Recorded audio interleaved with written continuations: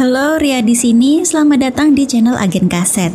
Kali ini saya akan membawa kalian ke Turki karena di negara tersebut saya mau ceritain sebuah film requestan salah satu dari kalian yang berjudul The Miracle. Film rilisan tahun 2015 yang diangkat dari sebuah kisah nyata ini mudah-mudahan bisa menginspirasi serta diambil hikmahnya. Dan langsung aja kita masuk ke alur ceritanya.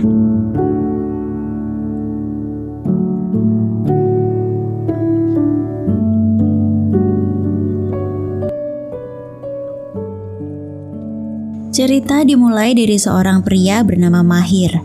Ini orangnya. Ia adalah seorang guru PNS yang di pagi itu dia berdebat dengan sang istri karena ia ditugaskan untuk menjadi guru di tempat terpencil. Ia berencana untuk mengajak istri dan anaknya untuk ikut serta, tapi istrinya nggak mau dengan alasan tempat Mahir ditugaskan merupakan sebuah desa di pelosok pegunungan. Bahkan sang istri malah menyuruh Mahir untuk keluar dari kerjaannya daripada pergi ke sana.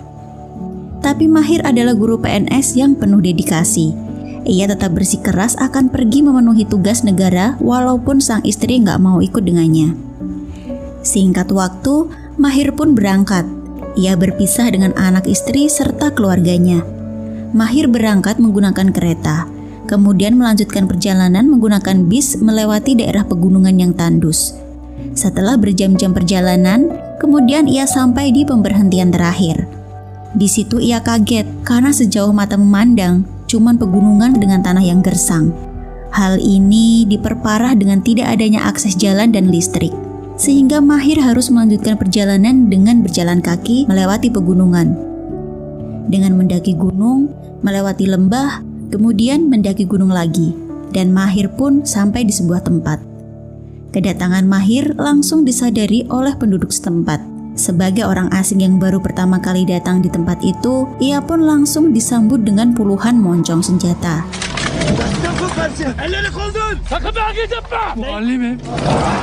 Namun ketika Mahir bilang bahwa ia adalah seorang guru, mereka pun langsung kalem. Ia langsung disambut oleh ketua di sana, namanya Pak Davud. Mahir langsung bertanya di mana sekolahnya. Ia pun lagi-lagi harus kaget karena di sana gak ada satupun sekolah yang berdiri. Kedatangannya malah membawa harapan pada rakyat yang dilupakan sama negara. Mereka berpikir dengan kedatangan seorang guru, maka pemerintah akan mendirikan sekolah, membangun jalan, air, dan juga listrik. Ketika menuju desa, Mahir salah fokus dengan seorang pria yang selalu diganggu dengan anak-anak sekitar. Laki-laki ini bernama Aziz, dan ia adalah anak Pak Davud dari 6 bersaudara. Ketika sampai di rumah, mereka pun berdiskusi tentang di mana mereka akan membangun sekolah. Mahir berencana akan pergi ke kota untuk bertemu dengan kepala dinas pendidikan.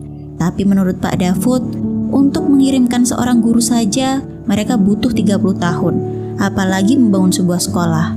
Mahir gak mau mengajar di kandang ternak, karena anak-anak bukanlah hewan. Mahir tetap akan pergi untuk membicarakan hal ini, dan dia yakin pemerintah pasti akan membangun sekolah di desa ini. Di esok pagi, seorang anak calon muridnya memberikan Mahir sebuah tulang talus tanda bahwa mereka menyukai kehadiran Mahir di desa itu. Kemudian Pak Davud pun berjalan ke depan. Dia memerintahkan para lelaki yang ingin menikah di tahun itu untuk maju ke depan.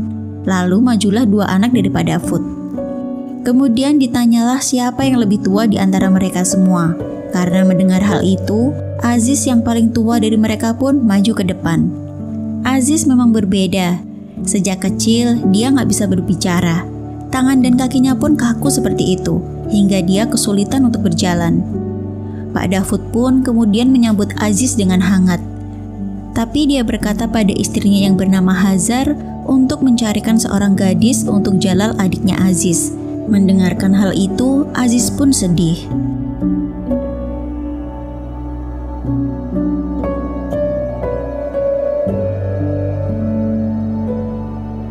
Sebelum Hazar pergi mencari seorang gadis, Jalal kemudian lari menyusul ibunya untuk berpesan tentang gadis yang dia mau. Jalal hanya berkata kepada ibunya untuk memperhatikan gigi calon istrinya, karena itu yang terpenting. Di desa ini udah jadi tradisi proses ta'aruf dilakukan oleh sang ibu dan ditemani oleh para menantu perempuannya untuk mencarikan anak mereka jodoh. Proses pencarian pun dimulai. Seorang calon menantu akan datang membawakan air minum untuk calon ibu mertua. Kemudian, Hazar dan para menantunya akan mengetes gadis itu. Hazar bertanya tentang surah Al-Baqarah dan gadis ini pun mampu menjawab bahkan melafalkannya. Ketika ditanya tentang memasak pun, gadis bernama Soleha ini mampu menjawab layaknya Chef Marinka jelasin resep masakan. Selanjutnya, dia pun disuruh berjalan di atas tali untuk melihat sisi anggunnya. Dan kemudian, Hazar menanyakan kabarnya supaya dia bisa melihat gigi dari gadis ini. Namun sayangnya, syarat gigi bagus yang diminta Jalal tidaklah ada di diri Soleha. Tapi Hazar pun membuat keputusan karena Soleha mengerti Al-Quran dan tahu cara memasak, maka ia dipilih untuk menjadi calon pengantin wanita, bukan dari fisiknya. Tiba giliran ketika calon pengantin pria yang ditanya. Hazar dan menantunya pun langsung membusungkan dada dan mengatakan dengan bangga tentang sosok Jalal. Singkat cerita, pernikahan pun langsung dilakukan dengan adat mereka. Sebelum bertemu istrinya, Jalal disemangati oleh saudara-saudaranya bahwa calon istrinya adalah pilihan terbaik ibu mereka untuk Jalal. Ketika bertemu dan berkenalan, dia pun memuji kecantikan istrinya kecuali gigi istrinya itu. Nasılsınız? Çok iyi. Keesokan harinya, ketika Pak Dafud akan pergi bersama Mahir ke kota, Aziz mengejar mereka. Bozart, abangnya pun kemudian menyusul dan menenangkan Aziz. Kondisinya yang gak bisa berbicara membuat ayahnya selalu berdoa untuk bisa mengerti apa yang Aziz katakan. Menurut Pak Dafud, Aziz sudah dibawa ke dokter bahkan ke seorang syekh, tapi mereka gak tahu cara mengobatinya. Aziz cuma sering berbicara dengan kudanya. Setelah perjalanan yang panjang, mereka pun bertemu dengan kelompok perampok dengan kuda dan senjata. Mereka pun berjalan menuju Pak Dafud dan Mahir. Ternyata mereka adalah pemuda kampung Pak Dafud. Walaupun mereka memegang senjata, mereka bukanlah perampok seperti kabar yang Mahir dengar. Pak Dafud memanggil dengan sebutan singa-singa gunung, dan mereka enggak pernah mencuri dari orang. Singkat waktu, mereka pun sampai di dinas pendidikan. Tapi pada tahun itu, situasi negara sedang kacau. Dan negara lagi dijalankan oleh militer dan gak ada yang bisa kepala dinas ini lakukan. Kepala dinas itu cuma menyarankan pada Mahir, jika ingin pulang ke kotanya itu bisa dilakukan. Tidak ada gedung sekolah bisa jadi alasan yang dibenarkan. Sepulang dari sana, Pak Dafud sedih.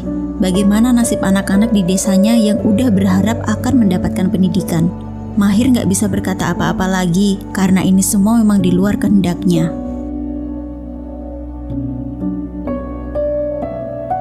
Di penginapannya, Mahir memikirkan kembali perkataan Pak Dafud tentang nasib anak-anak di desa. Bagaimana mereka bisa maju jika mereka nggak menempuh pendidikan yang layak, apalagi udah puluhan tahun masyarakat di sana nggak pernah merasakan bangku sekolah. Keesokan harinya, Mahir membuat rencana. Pertama-tama ia menemui Pak Dafud dan rekannya untuk mengatakan bahwa ia akan berusaha untuk tetap tinggal. Selanjutnya, ia pun menelpon istrinya bahwa ia dalam masalah besar. Ia berkata bahwa dia disandera oleh para bandit dan meminta istrinya mengirimkan sejumlah uang. Bahkan, dia melarang istrinya untuk memberitahukan pada polisi. Setelah menjalankan misinya itu, ia pun kembali kepada Pak Dafud dan mengabari bahwa mereka akan membangun sekolah karena dia udah punya uang untuk membeli semen dan besi. Tentu saja uang dari yang dikirim istrinya yang tak diketahui oleh Pak Dafud dan yang lainnya. Waktu pun berlalu. Ketika itu mereka langsung memulai untuk membangun gedung sekolah. Di saat yang bersamaan, datanglah para singa gunung. Kedatangan mereka ke situ untuk membantu membangun gedung sekolah supaya lebih cepat. Sementara itu, Aziz masih aja diganggu oleh anak-anak di kampung itu. Mereka memukul-mukul Aziz dengan ranting pohon. Mahir udah lama memperhatikan Aziz, hanya saja ia masih belum mengerti apa yang bisa ia lakukan untuk Aziz. Singkat cerita, dengan bantuan banyak orang, pembangunan sekolah ini pun lebih cepat dari yang diperkirakan. Bangunan sekolah itu pun berdiri, acara peresmian pun dilakukan, Dan untuk pertama kalinya sejak puluhan tahun, desa ini akhirnya punya sekolah untuk anak mereka. Sebuah sekolah sederhana dengan fasilitas yang memadai untuk belajar. Sekolah ini juga digunakan sebagai tempat tinggal Mahir. Ketika lagi mengajar, Mahir lagi-lagi melihat Aziz yang memperhatikannya, tapi langsung lari ketika Mahir melihatnya. Suatu pagi, anak-anak sekali lagi mengganggu Aziz. Melihat hal itu, Mahir pun langsung bertindak mendatangi mereka dan mengatakan bahwa ia nggak mau lagi melihat anak-anak muridnya mengganggu Aziz. Ia pun mengajari anak-anak itu untuk menghormati Aziz, karena walau bagaimanapun, Aziz adalah orang yang lebih tua. Setelah kejadian itu, ia mencoba mengajak Aziz masuk ke dalam, tapi Aziz malah pergi karena malu. Ketika malam hari pun juga sama, Aziz mendatangi sekolah itu, tapi karena nggak bisa mengutarakan apa yang dia inginkan, dia pun lagi-lagi memilih untuk pergi. Suatu hari, Hazar heran kenapa kudanya Aziz pulang sendiri. Ternyata, Aziz nggak kembali ke rumahnya pada saat itu. Hazar pun khawatir dan mencari Aziz di mana-mana. Jalal dan saudara lainnya pun diberitahu dan disuruh mencari Aziz. Mereka mencari Aziz di mana-mana hingga Jalal datang memberitahu Pak Dafud bahwa Aziz ternyata pergi dan belajar di sekolah. Mereka pun melihat Aziz tengah diajarkan menulis. Mahir mengajak Aziz untuk datang ke sekolah setiap hari. Melihat hal tersebut, Pak Dafud pun menangis dan bersyukur. Dengan sabar, Mahir mengajari Aziz. Bahkan sekecil apapun Aziz melakukan sesuatu, dia memberikan apresiasi supaya Aziz percaya diri. Allah'a şükürler olsun. Babam muallim şeyh olmasın? Şeyhlerin yapamadığını yaptı. Nasıl çızıktırıyor Türkiye kendini.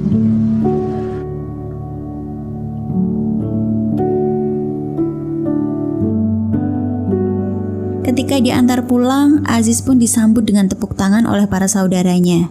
Dia mendapatkan dukungan positif dari para keluarga. Mahir sering mengajak Aziz untuk menginap di sekolah supaya ia bisa mengajari Aziz lebih intens lagi. Singkat waktu berlalu, musim dingin pun datang. Aziz pun membangunkan Mahir dari tidurnya. Mahir senang banget karena di kotanya nggak pernah turun salju. Terlebih Aziz yang juga senang dengan musim dingin. Walaupun udara dingin, sekolah tetap dilaksanakan. Cerita lain datang dari seorang anak bernama Gofur. Dia adalah cucunya Pak Dafud, ayahnya bernama Camilo, salah satu dari anggota Singa Gunung yang hanya kembali ke desa ketika musim dingin.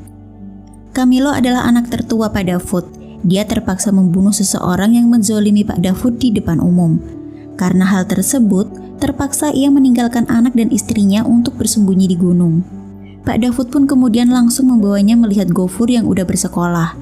Ketika Mahir keluar menghampiri mereka, Pak Dafud langsung mengucapkan terima kasih pada Mahir karena udah mengubah Aziz menjadi lebih baik. Camilo juga mengatakan walaupun para orang tua nggak bisa sekolah, paling tidak anak-anak mereka bisa sekolah dan dia berterima kasih untuk itu. Ketika malam hari, istri Camilo memohon pada suaminya untuk menyerah saja. Dia berkata nggak bisa hidup seperti ini dan nggak tega membiarkan Gofur tumbuh tanpa sosok seorang ayah. Tapi Camilo membela dirinya bahwa yang dia lakukan cuma memerangi ketidakadilan. Tapi masalahnya dia udah pergi selama 10 tahun ke gunung dan menurut sang istri itu udah cukup. Keesokan paginya, Pak Dafud memberikan saran dengan berkata pada Camilo bahwa memerangi keadilan memang penting, tapi jangan juga melupakan keluarga, terlebih lagi Gofur anaknya. Musim dingin ini akan menjadi musim dingin terakhir bagi Camilo. Setelah musim dingin usai, dia pun menyerahkan diri untuk menjalani proses hukum. Tentu saja semua warga di sana sedih melepas kepergian Camilo yang dibawa oleh polisi. Kehidupan pun berlanjut. Kali ini Hazar sang ibunda pergi mencarikan anaknya yang bernama Faizo, seorang istri. Sama seperti Jalal, Faizo punya kriteria khusus untuk calon istrinya nanti. Dia mengatakan bahwa dia ingin seorang perempuan dengan mata yang indah dan berwarna biru untuk menjadi calon istrinya. Calon menantu pertama pun didatangi. Sayangnya, ketika salah menjawab tentang jumlah ayat Al-Quran, dia pun ditolak untuk menjadi calon pengantin. Bilemedin. Kur'an'da 114 sure vardır. Di rumah calon pengantin selanjutnya, seorang gadis pun datang dengan keunikan yang ada di matanya. Walaupun tidak berwarna biru seperti yang Faizo mau, gadis ini mengerti Al-Quran dan juga memasak. Gadis ini juga nggak bisa berjalan lurus, namun bagi Hazar itu nggak masalah. Karena semua itu terjadi atas kehendak Tuhan. Yang terpenting, karena dia mengerti Al-Quran dan tahu cara memasak, dia pun terpilih menjadi calon pengantin. Ketika ditanya tentang sosok pengantin pria, Hazar dan para menantunya pun membusungkan dada dengan bangga menceritakan sosok Faizo. Dan pernikahan pun dilakukan. Faizo sangat senang menyambut pengantinnya. Seperti biasa, sebelum menemui istrinya, para saudara memberitahu kalau istrinya luar biasa dan sempurna. Tapi ketika bertemu dengan istrinya, Faizo tetap menerima apapun yang dipilihkan oleh ibunya, walaupun tidak sesuai request. Suatu hari Pak Daud dan anak-anaknya pergi ke kota karena Camilo akan menjalani persidangan atas pembunuhan yang dilakukan. Dia pun divonis 24 tahun penjara, tapi karena dia terprovokasi melakukannya, hakim pun memberikan keringanan menjadi 4 tahun penjara saja. Waktu yang cukup sebentar dibandingkan harus bersembunyi selamanya di gunung. Ketika berada di luar, seseorang yang baru saja dibebaskan mau dibunuh oleh orang yang udah menunggunya di luar. Orang itu mungkin masih menaruh dendam hingga dia mau menghabisinya. Tapi dengan cepat, Pak Daud pun menolong orang itu, hingga nyawanya pun berhasil selamat. Kemudian orang itu pun langsung menghampiri Pak Daud dan berterima kasih. Karena dia berhutang nyawa, dia pun menyuruh Pak Daud untuk meminta sesuatu. Tapi langsung ditolak dan Pak Daud menyuruhnya pulang saja. Tapi bapak yang bernama Isa ini gak mau pergi begitu saja, karena tanpa Pak Daud, dia pasti sudah mati. Ia pun kemudian kembali lagi dan bertanya, apakah Pak Daud punya anak laki-laki yang belum menikah? Sebagai balas budi, Pak Isa berniat memberikan anak perempuannya untuk dinikahi dengan anak Pak Daud. Namun Pak Daud pun langsung berkata bahwa anaknya cacat. Jadi dia memperingatkan Pak Isa sebelum membuat keputusan. Bapak Isa pun berkata, tidak masalah selama hatinya tidak cacat. Lalu Pak Isa menyuruh Pak Daud mengirim keluarganya untuk persiapan, karena putrinya sekarang sudah menjadi milik Pak Daud. Ketika kembali pulang ke desa, Pak Daud langsung mengabari Aziz bahwa dia akan menikah. Aziz pun terharu dan menangis, mendengarkan bahwa ibunya akan menjemput gadis itu untuknya. Tak pernah terfikir akan ada jodoh untuk Aziz. Bahkan orang tuanya pun gak pernah mencarikannya seorang gadis. Tapi gak ada yang bisa menentang kehendak Tuhan. Ketika Tuhan berkehendak, maka gak ada yang mustahil. Tuhan akan memberikan jalan keluar dari arah yang gak disangka-sangka.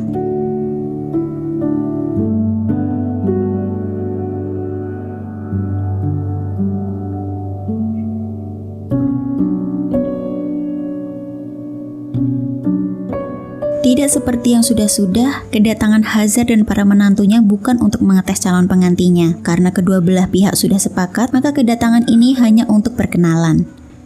Seorang gadis bernama Miskin pun masuk. Seorang gadis yang cantik dengan senyum manis, rambutnya panjang terurai, dan yang paling penting, dia penghafal Al-Quran dan pandai memasak. Bahkan Hazar gak bisa berkata apa-apa setelah melihat Miskin. Dia pun menangis sampai gak akan menanyakan apa-apa lagi pada Miskin. Tak bisa lagi mereka membusungkan dada mereka ketika pihak perempuan bertanya tentang sosok Aziz, calon pendamping Miskin. Tak ada yang bisa dibanggakan selain berkata bahwa anaknya punya kelainan. Hari pernikahan pun tiba. Miskin diantar oleh rombongan Pak Isa. Ketika melihat sosok Aziz yang berdiri didampingi oleh Pak Daud di atas, gak ada penyesalan dari mereka. Semuanya memang sudah menjadi kehendak Allah. Miskin pun dihibur oleh para menantu yang lain dan juga Hazar ibu mertuanya. Hazar mengingatkan bahwa ini semuanya udah takdir. Allah menciptakan Aziz seperti itu pun udah menjadi ketentuannya. Jadi Hazar meminta Miskin untuk tetap menjalankan tugasnya sebagai seorang istri dan memperlakukan Aziz sebaik-baiknya suami. Sementara itu, Aziz pun diantar oleh saudara-saudaranya kepada Miskin istrinya. Dengan terbata-bata, dia mengucapkan selamat datang pada Miskin. Dan ketika cadar dibuka, Aziz pun terpana hingga dia kejang melihat kecantikan istrinya. Miskin mulai menjalankan tugasnya sebagai istri. Dia memandikan Aziz dan mengurusnya dengan sangat baik. Setelah bulan madu selesai, Aziz pun kembali ke sekolah. Di hadapan mertua dan menantu yang lain, Miskin berkata kalau gak usah mengkhawatirkan Aziz lagi karena dia yang akan mengurusnya. Tapi cobaan tentunya datang bagi orang baik. Miskin mulai mendengarkan gibahan dari para tetangga. Dia dikasihani karena mendapatkan suami yang cacat. Para ibu-ibu bahkan gak ngotak dengan berkata kalau dia akan bunuh diri jika dinikahkan dengan pria seperti Aziz. Hal itu tentu membuatnya sedih. Aziz juga demikian, dia dibully oleh para pria yang iri. Kenapa orang cacat seperti Aziz malah mendapatkan wanita secantik miskin? Dalam diri Aziz berkecamuk, ia tidak pernah meminta dilahirkan seperti ini, karena semua ini tentu sudah kehendak Tuhan. Ketika malam hari di kamar, Aziz mencoba untuk menghibur istrinya sebisa yang dilakukan, walau Aziz tidak bisa bicara banyak. Suatu hari dari kejauhan, Aziz melihat istrinya dibully oleh ibu-ibu yang lain. Miskin pun berkata pada Aziz kalau dia udah gak tahan, dan kemudian berlari pulang ke rumah. Sesampainya di sana, dia pun mengutarakan kesedihannya pada mertua. Sementara itu, Aziz yang sedih dan juga kesal memutuskan untuk pergi dengan kudanya. Ia pergi ke tepi tebing berniat untuk bunuh diri. Ia kesal karena kondisinya membuat Miskin dibully. Ditambah lagi, dia gak bisa berbuat apa-apa sebagai suami yang semestinya memberikan rasa aman untuk istri tercinta. Mahir pun kemudian menyusulnya, mencegah muridnya itu untuk tidak melompat ke bawah. Mahir menyuruh Aziz untuk menceritakan kepadanya dengan menuliskan semua hal yang membuatnya sedih, supaya ia bisa mengerti apa yang sedang dirasakan muridnya saat itu. Sesampainya di sekolah, Aziz pun kemudian curhat pada Mahir melalui tulisan. Karena Mahir, Aziz untuk pertama kalinya bisa membagikan beban hidupnya walaupun cuma tulisan. Di suatu malam, Aziz dan Miskin membuat sebuah rencana untuk pergi dari desa mereka. Sebelum pergi, Aziz pun memandang keluarganya yang sedang tidur, tanpa mengatakan perpisahan. Keesokan harinya karena Aziz gak pergi ke sekolah, Jalal mencarinya dan menemukan sebuah surat di kamar yang isinya dia meminta maaf kepada semuanya karena kepergiannya yang mendadak. Aziz capek karena gak ada yang bisa memahami dan mendengarkannya. Aziz bisa terima jika semua orang di desa mengejeknya selama bertahun-tahun, mengatainya dengan sebutan bisu, cacat, bahkan gila. Tapi Aziz sangat sulit menyaksikan orang-orang di desa menghina istrinya. Jadi dia pergi bukan untuknya, melainkan untuk istrinya. Aziz pun berjanji suatu saat dia akan kembali lagi ke desa ini. Waktu pun berlalu. Setelah anak-anak melaksanakan ujian, tugas Mahir pun selesai. Ia kemudian pamit pulang kepada semua warga desa. Ia juga tidak tahu kapan lagi bisa kembali ke desa ini. Ia berdoa semoga anak-anak di sana bisa melanjutkan pendidikan hingga meraih cita-citanya dan membangun desa. Tidak lupa, ia menyerahkan rapor dan gambar yang Aziz buat kepada Pak Dafud. Mahir, seorang guru yang punya dedikasi tinggi ini pun kemudian meninggalkan desa yang udah ia bantu pendidikannya. 7 tahun kemudian, desa ini semakin berkembang. Akses jalan udah ditambah hingga kendaraan bisa sampai ke desa itu. Listrik juga udah masuk sehingga mereka bisa mendengarkan radio. Di suatu hari, mereka melihat mobil datang menuju desa. Mereka pun menyambut mobil itu dan ternyata itu adalah Mahir dan juga istrinya. Sebelum masuk ke dalam, Mahir lalu memanggil orang yang masih ada di dalam mobil. Dan keluarlah seorang anak kecil bersama seorang pria yang ternyata adalah Aziz. Aziz berjalan dengan tegap tanpa cacat seperti dulu. Bahkan dia bisa bicara dengan lancar. Karena di tangan sang istri, Aziz punya motivasi untuk sembuh.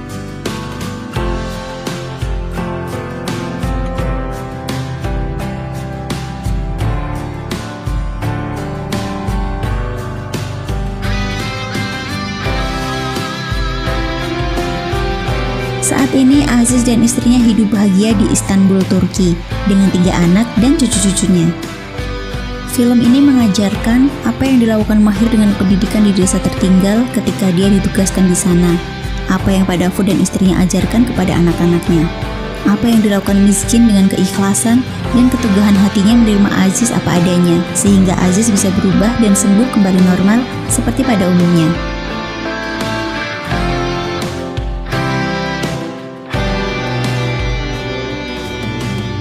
Jadi di film ini mengajari kita satu hal, bahwa kita tidak akan bisa menentang kehendak Tuhan. Mungkin hidup kita nggak berjalan sesuai dengan apa yang kita mau dan yang kita bayangkan. Tapi yakinlah bahwa hidup kita pasti berjalan seperti yang Tuhan rencanakan, karena Ia adalah sebaik-baiknya pembuat rencana. Tugas kita hanyalah berjuang, berusaha, dan berdoa hingga kita bisa meraih kemenangan yang terbaik untuk diri kita sendiri dari arah yang tidak disangka-sangka. Mungkin itu aja video inspiratif kali ini. Saya Ria di channel Agen Kaset. Sampai jumpa di video selanjutnya.